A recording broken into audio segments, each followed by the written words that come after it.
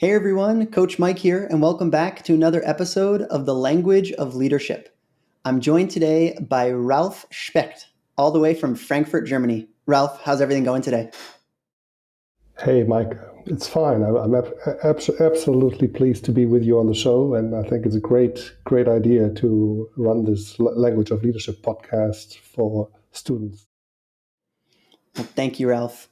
Ralf, you are the author of Building Corporate Soul, which is your second book, as Beyond the Startup was your first one.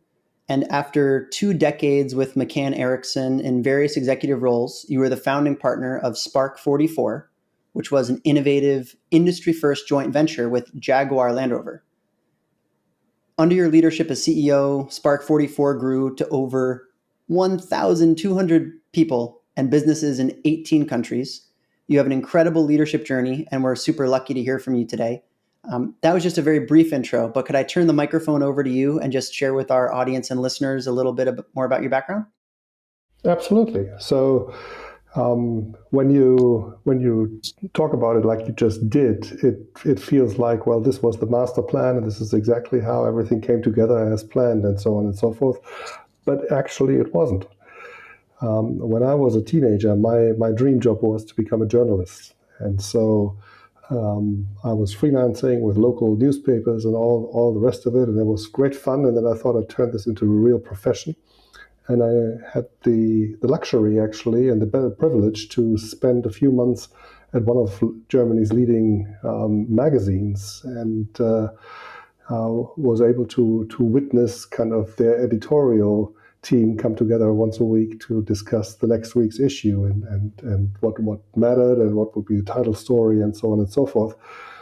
And after 2 weeks, because the first week was just like, wow, this is amazing. This is the real big world. And the second week, it was like, this is some interesting patterns. And the third week, I thought like, this is actually not what I want to do, because I felt there was too much, it was a bit too much opinionated in the first place, and that didn't meet my objective to pretty much a balanced journalism. So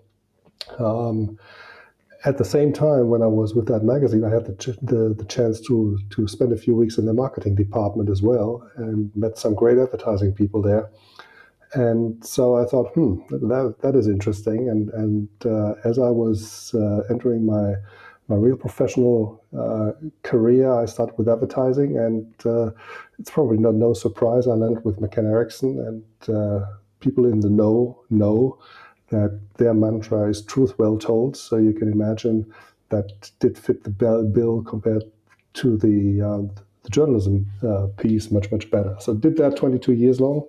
And had the privilege to work on many wonderful clients and accounts, both here in Germany, globally, regionally across Europe. And then I met some great people along the way. And one of the great people was a guy called Steve Wolford. And he and I worked together in the early 2000s on making interactive automotive websites stronger for General Motors brand here in Europe. And we parted ways, and he did his thing, and I continued to do my thing. And like 10 years later, Steve calls me up one night and says, "Hey, buddy, how are you?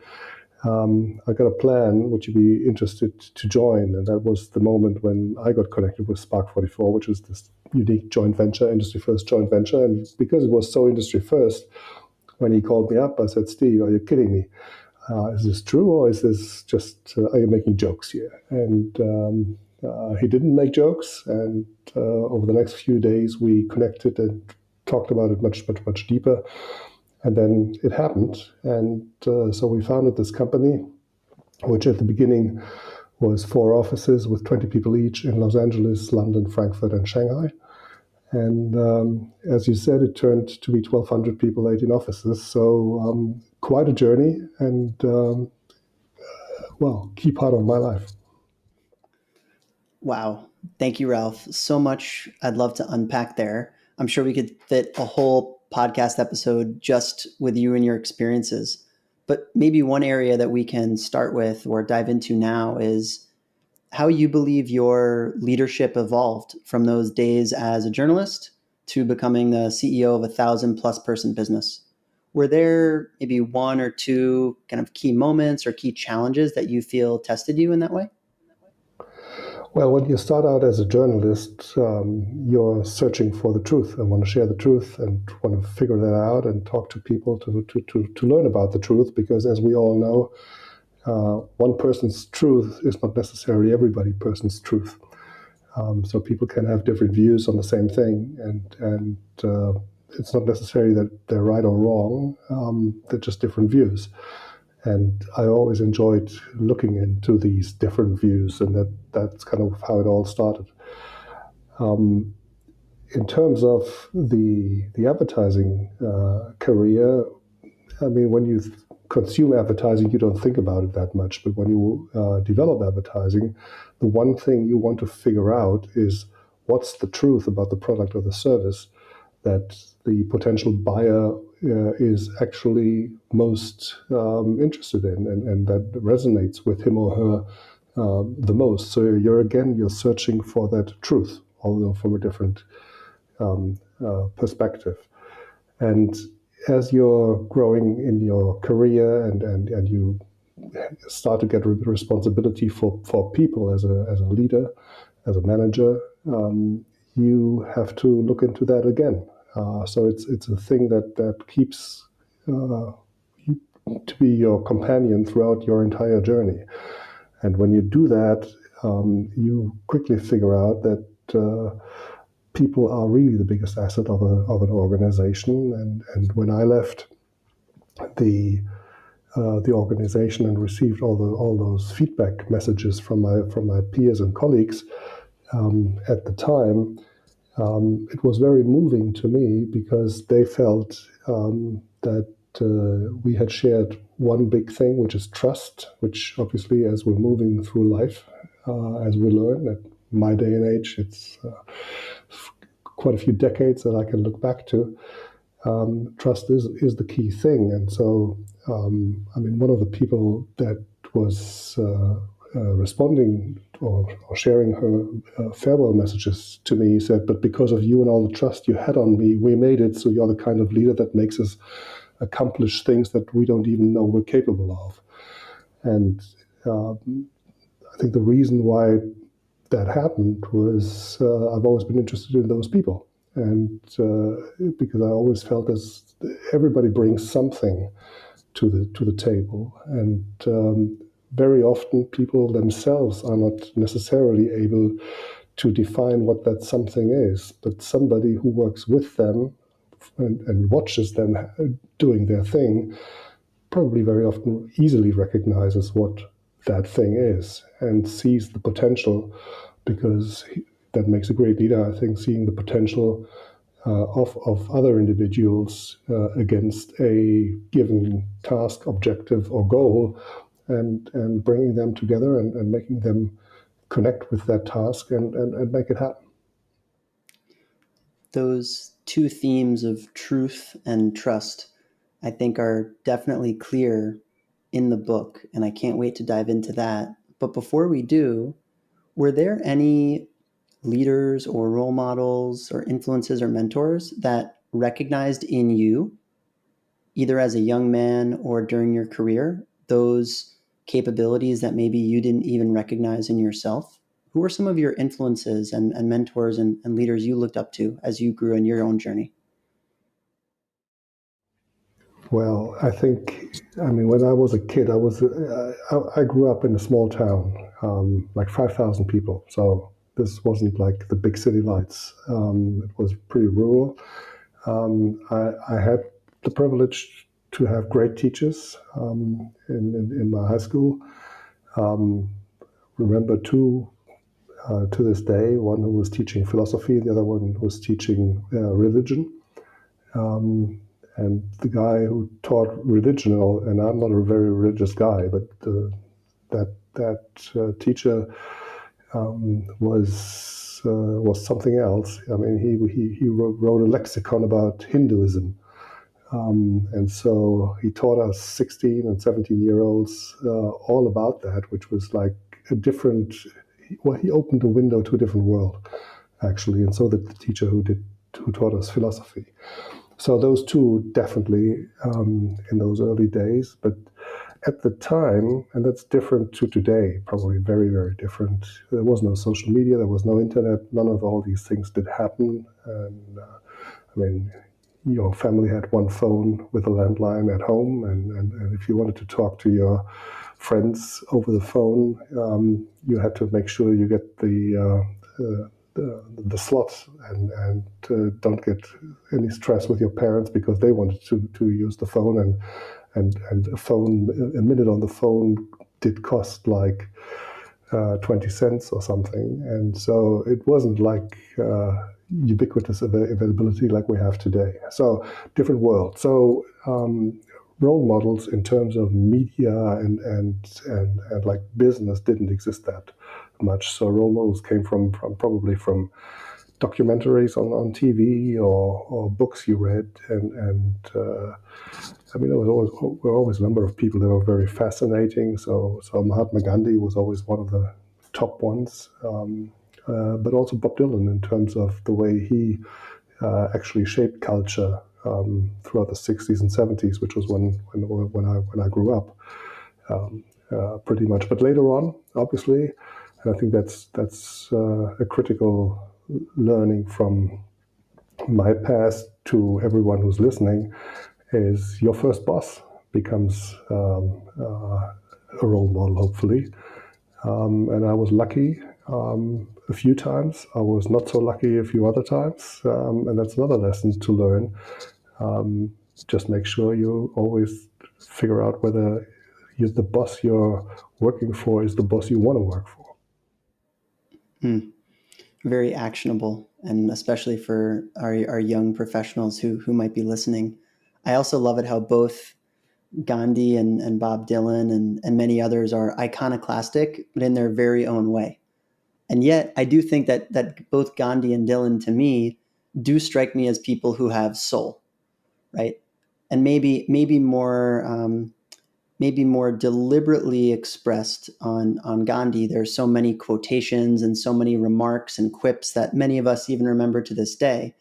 And then with Dylan, of course, the music, the social influence, the countercultural leadership that he portrayed, both would not necessarily be defined as leaders to everybody, but to their group, their followers, their community, certainly with soul. This is a concept I know is very near and dear to your heart. The book is about the soul system and the four key elements: the vision, mission, values, and spirit. Ralf, could you walk us through what is the soul system? How did this idea come to be? And tell us a little bit about those four key elements. Yeah, so the idea came to be based on those emails that I received as I stepped down, the one I just read to you. And because they basically made one thing very clear to me, which was clear before, but it's a different thing when you get it in writing from many people pretty much within a few days.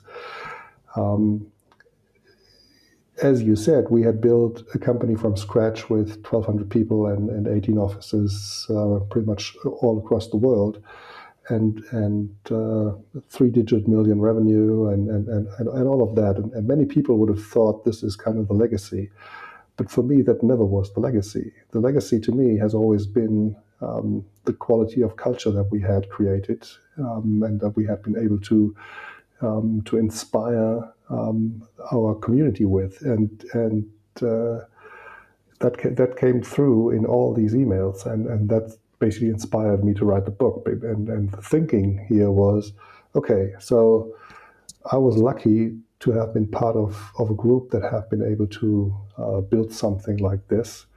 If you're a leader and you also want to build something like this, how do you do it? And obviously, I've written the book after we've done it, so there wasn't the playbook in the beginning.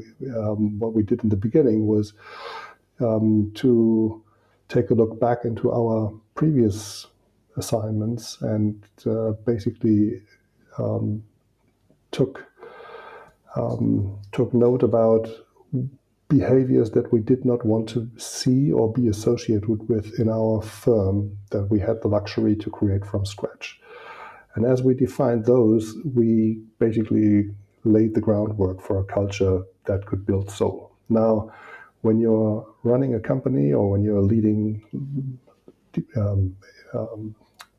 parts of a company, you don't have that luxury to start from scratch. There's always something already there. So I thought, what's the best way to help people find their way in getting there? And that's what got me to create this framework, the soul system, which has got 3 layers, which is the shared purpose, the shared understanding, and the shared behaviors. And they all have in common the word shared, which to me is the most critical one, as it means that they are shared by the leadership team and with all stakeholders, especially the employees. And you've been talking about vision, mission, values, and spirit, which is the second ring of that model, the shared understanding. And obviously, vision, mission, values are the 3 usual suspects. Everybody talks about vision, mission, values. Nobody talks about spirit, or let's say, not many talk about spirit. But to me, spirit is a foundational element, because spirit, in my definition, is the intended culture.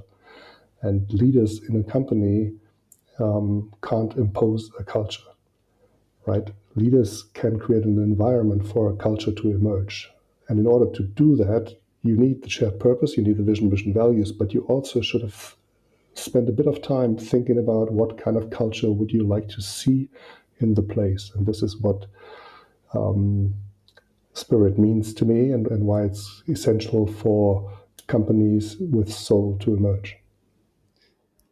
And that critical conversation where you're speaking with other leaders in the company about the values, about the behaviors, the shared purpose, the shared behaviors that you want to see. You mentioned a moment ago that you also generated a list of behaviors that you didn't want to see. Would it be possible, Ralph, to let us look over your shoulder and see what was that conversation like? What was the type of discussion that's happening in the room? Is it a heated debate? Is it post-it notes on the wall? I mean, what does it look like at the highest level? Well, I mean, the 5 of us were sitting in London in a room that a befriended agency had offered us as a meeting space for the day. And imagine a room not too big with lots of flip charts and whiteboards.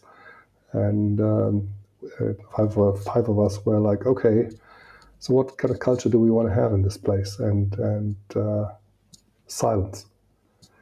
Because it's very, very difficult to explain what you want to have without being very superficial.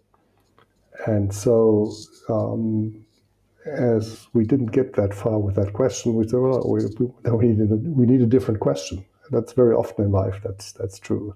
If you can't get where you think you are headed, think about it in a different way and flip the question. And sometimes that gets you to results quicker. So we were talking about the experiences each of us had in the various agencies that they had worked with. And there were many elements to it. I'll probably share 2. One was we knew from the get-go this would be a global endeavor, so we had to work across countries and across continents.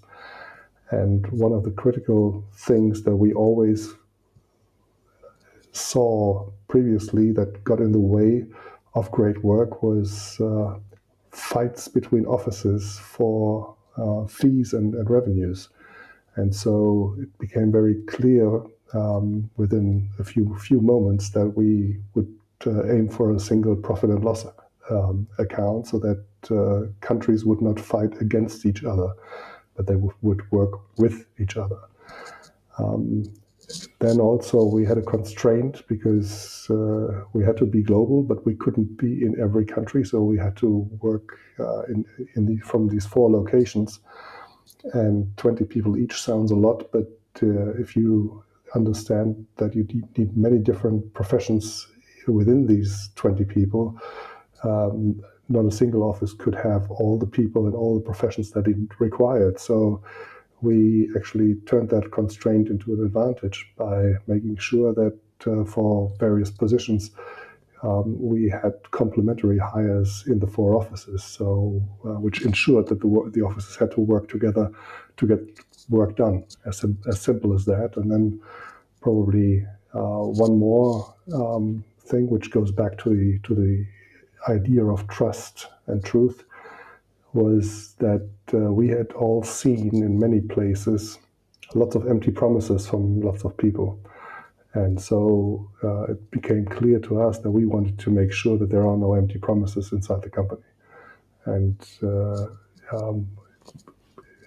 difficult to say whether we achieved it 100%, but definitely we tried, and in the majority of areas we've been able to do it. And part of it was that we made sure that everybody inside the company had a voice. We had from pretty much from the get-go set up an evaluation system that worked both ways, employee to manager and manager to employee, which was based on the corporate values and was happening actually every 3 months. And so for the leaders, it was a perfect opportunity to understand what's working well and what's not working well with the work and the culture and the people at the same time. It seems like you were way ahead of your time on that one. I mean, now that might be thought of as commonplace, but when you instituted it, that was certainly not commonly held best practices, correct? Yes, I think that was something many people said, well, are you really talking with your people and evaluating everybody every 3 months? Are you crazy? And we're like, no, we're doing that, but we're not crazy. And if you think about it, it takes like 30 minutes per employee. If you got 20 employees, that's 10 hours every quarter. If you don't find 10 hours every quarter to talk to your people, you've got a different problem. On the notion of shared purpose, and as it connects to something you just mentioned a moment ago, which is about fulfilling the promises that are made to the team, and I trust by extension then the customers to the best of your ability. A really meaningful section of the book is when you discuss leadership needing to act with integrity. And while many people might pay lip service to this idea, you actually back it up with some really meaningful research, which I found really refreshing as I read it, that employees and customers really value leadership with integrity. Here are the numbers to prove it. Customers want to see the CEO in particular out in front discussing challenging issues. They want to see them discussing societal issues, cultural issues, business issues, processes, etc. What does it mean to really be the leader in the company, the CEO, to demonstrate integrity, or as you say, to walk the walk? What does it take? I think it takes a lot of self-reflection in the first place.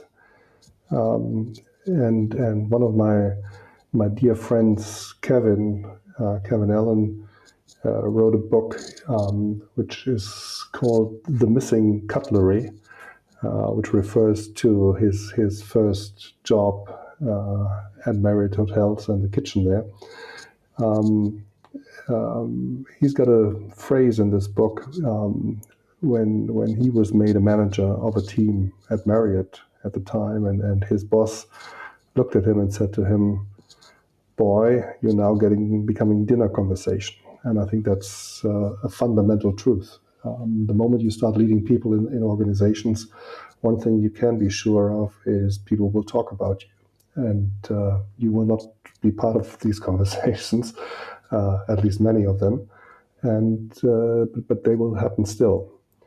And we've talked about the importance of trust between people inside organizations.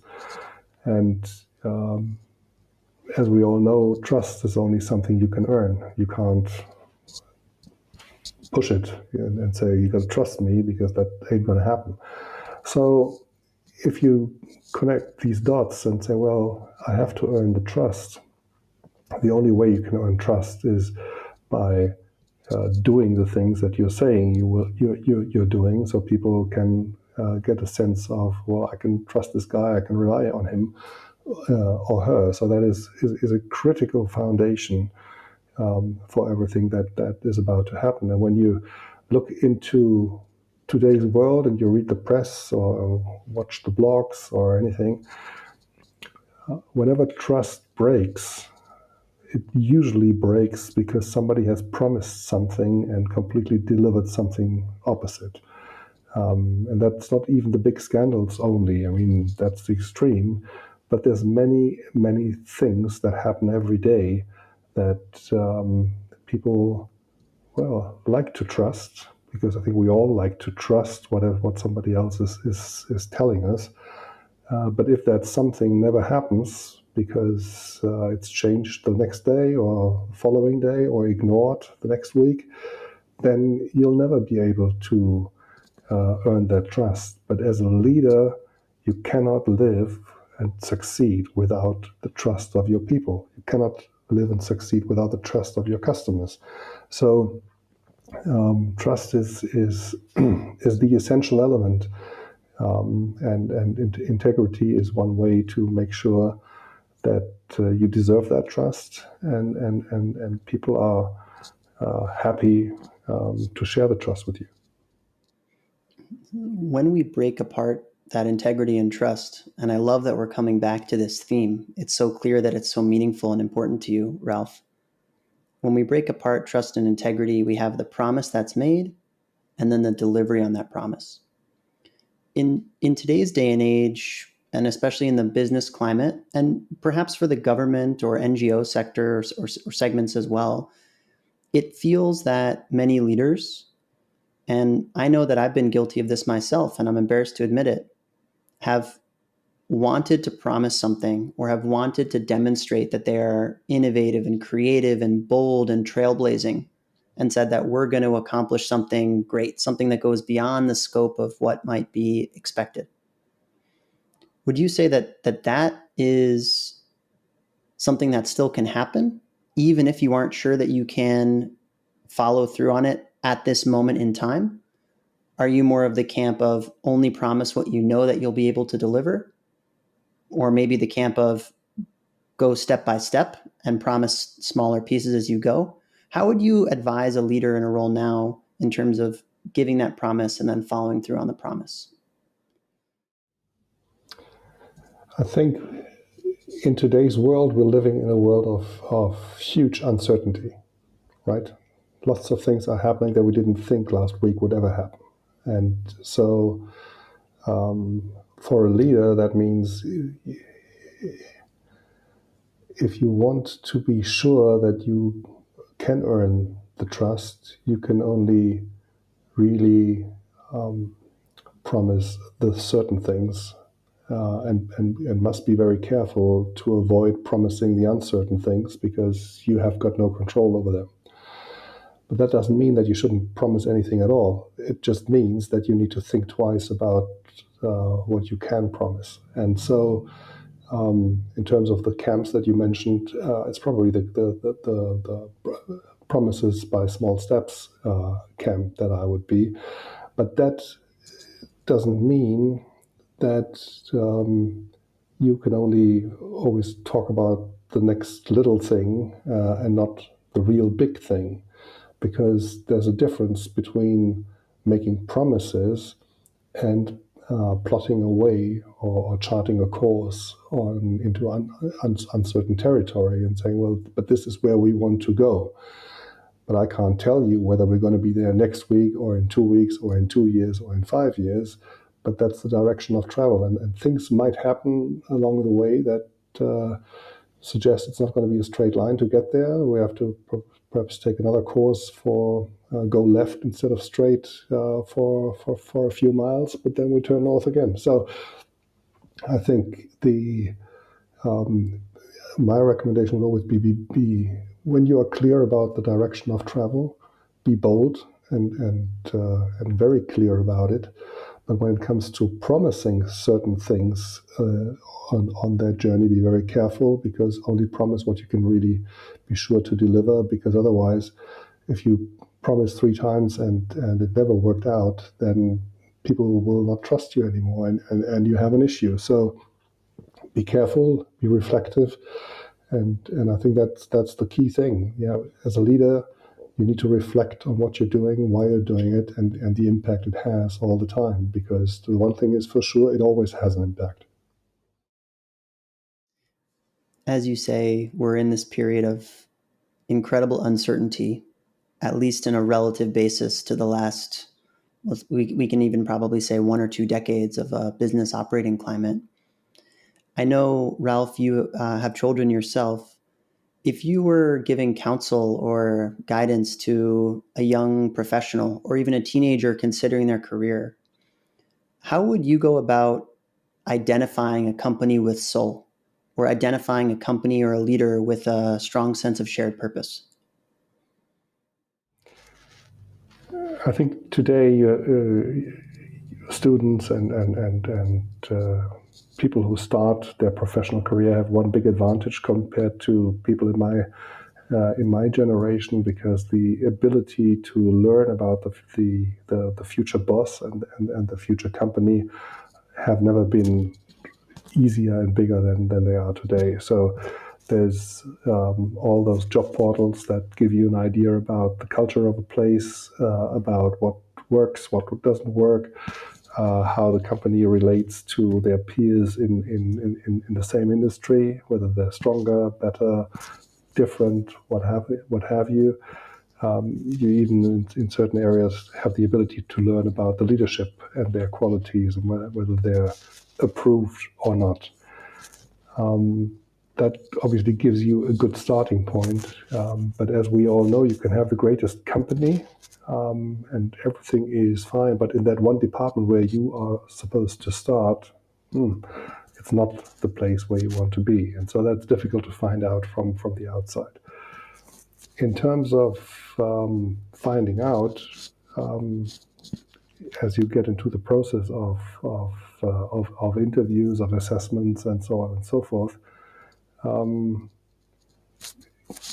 my recommendation is to find a good balance between the right questions without being too inquisitive, because the last thing any leader wants is a 22-year-old who suggests he knows everything so far better than themselves. So you got to be careful in that space. But I think every leader respects and expects also questions about the culture of the workplace. And for the beginners, it's usually not the case that they're being asked for references, because they don't have any except for internships and things like that. But one question that takes probably the employee interviewer or employer interviewer out of their comfort zone is a bit to ask who the most happy colleagues would be that I would work with in the future. And because many leaders have not thought about the happy employee as a concept, and but the happier employee is usually someone who feels very recognized in their role. They're happy what they're doing. They're successful in what they're doing, and they easily know what made it work for them. So what are the behaviors inside the firm that resonate with that person, and therefore make it easy for him or her to actually become a happy employee inside the firm. And if you have an interview and ask that question, and your the manager who has the interview with is so surprised that he can't even think of it, that it tells you something. That if he goes like, well, there's Jim and Peter and Mary and Barbara and so on and so forth, well, it seems to be there's a great pool, large pool of people that are happy in their jobs. and they might even allow you to have a conversation with them for you to figure out and when they're interested. And so the company immediately sees that you're interested in the culture and the success. And yeah, and I think that is a great starting point. I love that one, Ralph. It's so tactical and unexpected, yet refined and polite. So it's not like poking somebody, but it's just an honest question that, as you say, most people may have never considered. In the book, you share that you've also worked with a coach, and it's quite curious. I think many young adults or young professionals would find that puzzling, that someone with a track record of success and leading a multinational company as a CEO, you would also have a coach. Would you be open to sharing with us a little bit about why you work with a coach and what your experience has been? Well, I don't think it's so unusual. I think there are many who do, and I think it's there's one key reason why many do it, which is an important reason. I mean, the higher you climb in the ranks of a company, the more challenging it is with friendships at work, right? So there's only certain things that you can share, and others that you don't at any moment. And I think we all improve our abilities through debate and through challenging discussions with others. And there's a great concept of peer coaching, which I think works um, at a at a corporate level big time. But if you're the CEO of a company, there aren't too many peers around. And so you need someone that you can reflect decisions or discussions that you're having with to ensure that you're not focusing only on yourself, because that's always the worst part. And when you think you're the only person that owns the truth, then the one thing is for sure you're probably not. So, and I can only recommend for anyone to find that person, and that can be many different people. It can be your brother, your sister. It can be your parents. It can be somebody that you went to school with, somebody who's given you great advice along the way. It doesn't have to be a professional coach all the time, but I think what is important is to have someone that you can basically have these conversations with, open conversations, because I mean, there's nobody in the world, even if many suggest so, who is always certain about what to do, because there's always options, and sometimes you only zero in on the right option after having discussed it with many. And as the soul system framework suggests, the word shared happens all the time, and sharing ideas and discussing thoughts with relevant people usually gets to better results than if you just do it on your own. It ties in so nicely with what you mentioned earlier, Ralph, about in order to have integrity, you need to have a sense of self-reflection. And there are certain ways that we can all reflect ourselves, whether it be through thinking in the shower or journaling or going for a long walk, though working with a coach, working with colleagues to debate and discuss those issues is another just so way of doing it. And as you say, when you reach a very senior level, there are certain differences in the dynamic of the professional and personal relationships that you have. I take it that the openness that you're able to share with some colleagues on a really difficult decision or challenging opportunity you're facing may change as you reach that most senior level. So it makes immense sense that you would work with a coach on that. Ralph, where can we go to find out more about your work? Well, so there's a dedicated website, which is buildingcorporatesoul.com. if you want to, you can sign up for a newsletter. Gets you the first chapter of the book kind of as free, and you can connect with me on LinkedIn easily and on Twitter. So I always love inspiration. So if you've got an idea about a company with soul or a person with soul that means a lot to you, so please share. And I'm always happy to include them on the newsletter that comes out every 2 weeks. And it's a great opportunity, I think, for what my vision is to make soulless companies a thing of the past, because that's what really matters to me. Well, thank you so much for sharing with us today, Ralf. And I know our viewers and our listeners will be inspired by the work that you're doing to bring soul back to companies and to help us all achieve a sense of shared purpose. So thank you so much for your time. Thank you, Mike. It's been my pleasure.